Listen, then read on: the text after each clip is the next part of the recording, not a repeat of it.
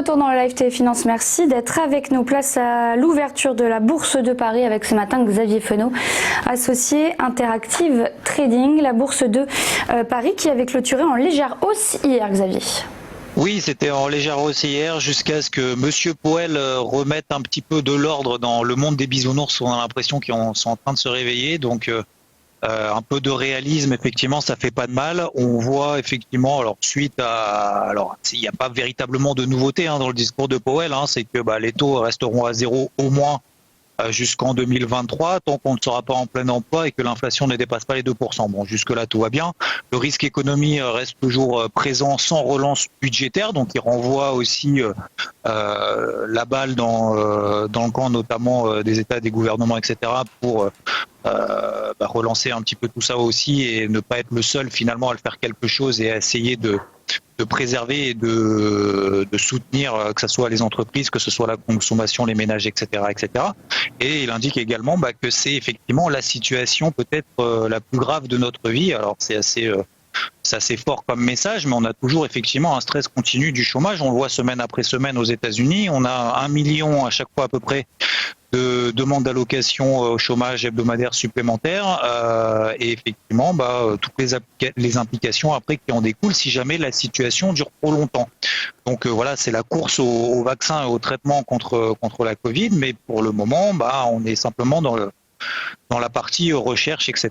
Donc là, les marchés prennent un petit peu conscience de tout ça. On avait des indices américains d'ailleurs qui étaient très bien orientés, mais pour revenir sur l'indice CAC et plus largement peut-être sur les indices européens, on voit maintenant depuis quelques jours que ils ont beaucoup de mal, que c'est très poussif. Alors que ça soit le CAC et le DAX, c'était quand même sur leur plus haut depuis cet été à peu près à la louche.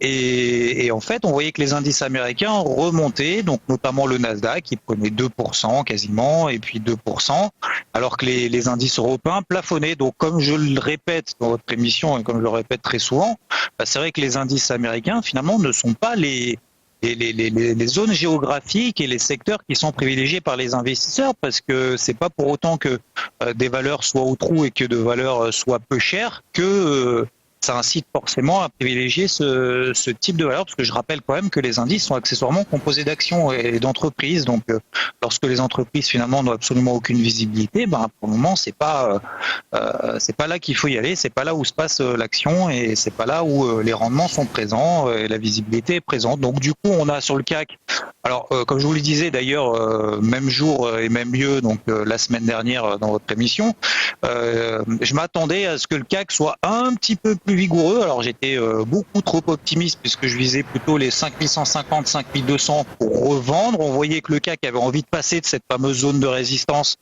entre 5050 et 5090 points. Et donc j'ai plutôt privilégié, comme je le répète, plutôt privilégié les achats sur les indices américains qui sont beaucoup plus vigoureux. Alors aujourd'hui, c'est un petit peu un cas particulier parce que on est dans des phénomènes d'excès haussier corrigés par des excès baissiers peut-être. Donc sur le CAC, on n'a pas rallié finalement cette zone des 5150, 5200 qui correspondait au plus haut du début du mois de juin. Et à partir du coup d'hier, j'ai commencé à revendre cette zone des 5090 après en voyant justement des indices américains qui étaient quand même en train de monter sans forcément de grosses raisons, si ce n'est qu'ils restaient dans des tendances haussières. Et effectivement, on voyait le CAC donc sous ces 5050, 5090 qui plafonnait. On a eu d'ailleurs des premiers signaux hier juste après l'ouverture et finalement ça s'est confirmé hier soir. Alors pour aujourd'hui, pour autant, maintenant on est déjà sur les 5000 points, donc à moins 1,40% sur le CAC. Je reste toujours vendeur sur le CAC, sur des rebonds, en privilégiant plutôt des achats sur les indices américains qui sont toujours plus forts lorsqu'on a des rebonds sur les marchés. Donc pas d'achat sur le CAC au moins tant qu'on n'est pas à 4850, donc on a quand même beaucoup de marge. C'est le bas du range que vous voyez sur le graphique, c'est le bas de toute façon du range dans lequel on évolue depuis 3 mois. Là, on a ce qu'on appelle un open en extrême, un gap baissier, et tout de suite, on voit que les opérateurs cherchent plutôt à vendre que d'acheter vraiment tout de suite ce gap de moins 1,3%. Donc voilà, si jamais on a un rebond sur les 5030, 5040, je recommencerai encore, comme depuis 1 mois et demi, quasiment 2 mois, tant qu'on est sous cette zone de résistance, eh ben, on cherchera à la vendre, tant encore une fois qu'il n'y aura pas d'amélioration dans les perspectives économiques et dans la visibilité qu'on a, ce qu'a rappelé encore une fois Monsieur Powell, où les marchés, on a l'impression qu'ils sont en train de se réveiller ce matin. Merci beaucoup Xavier Fenot pour votre analyse. Dans un instant, les Market Movers.